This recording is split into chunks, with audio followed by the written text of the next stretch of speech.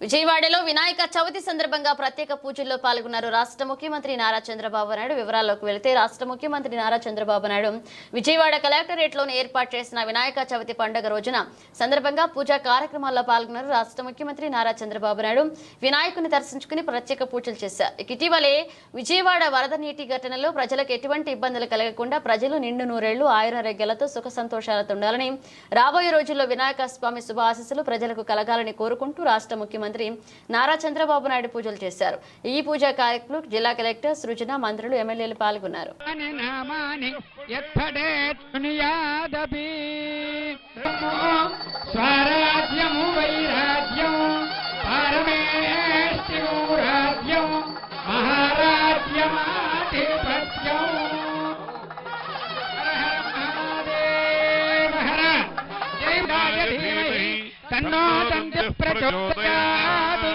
वर्षे वर्षे प्रयुक्त वरसिद्धि विनायक स्वामिने नमः।